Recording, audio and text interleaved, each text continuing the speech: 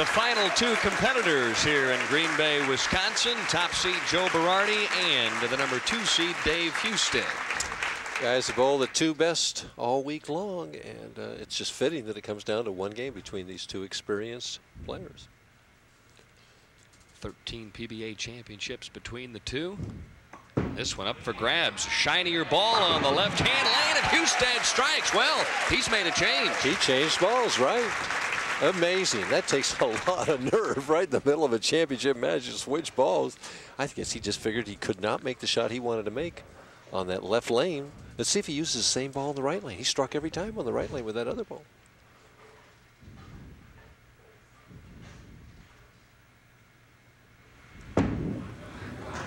Berardi never one to waste much time. Nice opening shot. The 10-pin tickled that time by the 6, but he doesn't get the break. Both these players are not ones to waste time. They are both very, very quick players.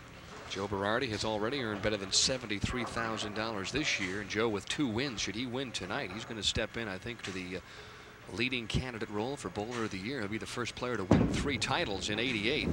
Just has bowled superbly this year, really taking advantage of every opportunity. Well, even if he would win, Dan, I don't know if he would move into the leading candidate for Bowler of the Year. He'd be definitely a candidate, but not necessarily the leading candidate, at least in my opinion. All right, that's your opinion. I feel that on the PBA Tour that a victory is worth more than X number of finals or X number of cashes. If this guy wins 3 times up until this point, I feel like the guy's got to be the #1 guy. Well, nobody since '86 has won 3 titles. That may be very well and true, but I still feel winning the major tournaments such as the PBA National and the Tournament of Champions place importance on those, and Mark Williams and Brian Voss both have won those. And they've won other tournaments too. All right, well, we've got the rest of the summer and the fall to determine what might happen.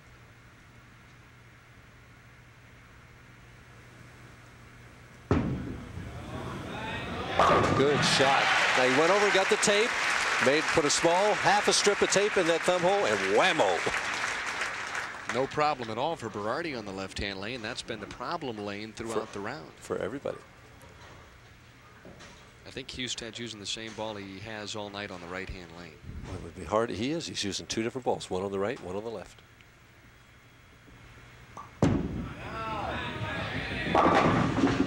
And again, just not a good release. He just is not loose enough yet to make 2 good releases in a row. He knew he'd have to get a break on that one. In any release, then you got to get that thumb out first and then lift with the fingers, and he's just not doing it. Wife Michelle and son Corey standing by and watching in Milwaukee, Oregon. But all the fingers are crossed in Milwaukee. Well, it's an even match after 2 frames.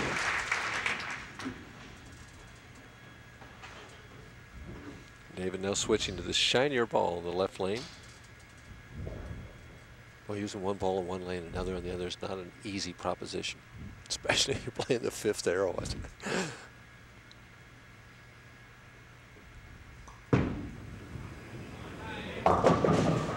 3-6-10. He missed it the last time. And he's using the hooking ball to shoot the spare. I mean, this is all turned around here. Well, the players have to make the adjustments by feel, and some of those are calculated guesses. Most of it's intuition.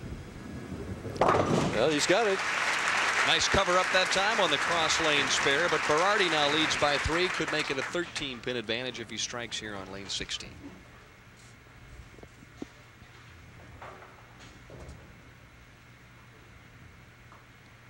That championship won at Bradley Bowl in Windsor Locks, Connecticut. He defeated Earl Anthony in that one.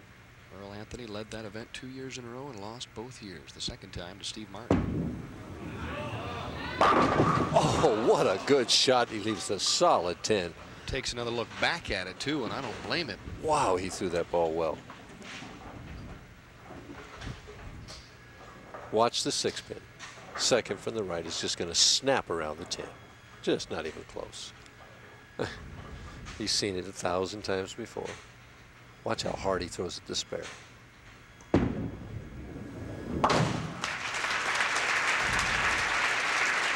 He is so strong for such a small man. I know one thing. If he ever hangs up in the thumb hole, it's masking Unit City.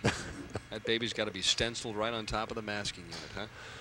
It'd be problems. His arm might be about 6 inches longer if that happened. All those jacket sizes would go from 38 regular to 38 extra long sleeves. He really is a tremendous athlete, very strong for his size, and very confident player.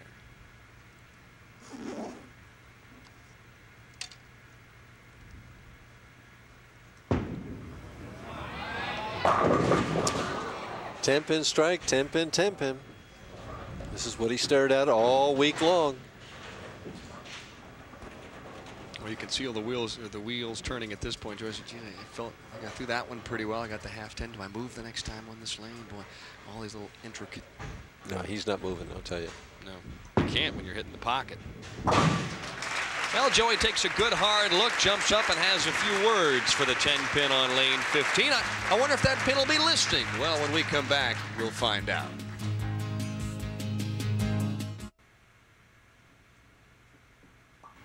Right now, Husted would like one in a row, and he gets it. A nice strike, a solid shot on lane 16. And when David stays behind the ball and turns it late, he gets his thumb out clean, and it's right in the pocket. When he turns that thumb down, he doesn't get it out right away, and it's trouble. Now watch the release. Look at how he's behind the ball. Look at the follow-through right on up, and it's just dead flush. He knows it. It's just ho-hum. Can he do it twice in a row? He does. He's ahead.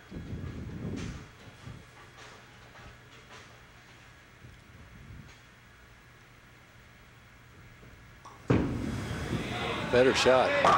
Ooh. He put two good ones back to back for the first time.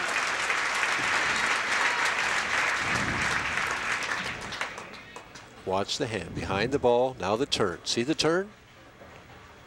Boy, there's the result. Yeah. Well, he's not very emotional, but I think he realized that was the shot of the week. Put the pressure on Berardi. High. Broke it down. Leaves the 6-10. The 10 pins caused that, Dan. I mean, instinctively, you're making good shots and leaving 10 pins, and you try and jam it up a little bit more to get it out. And it goes high.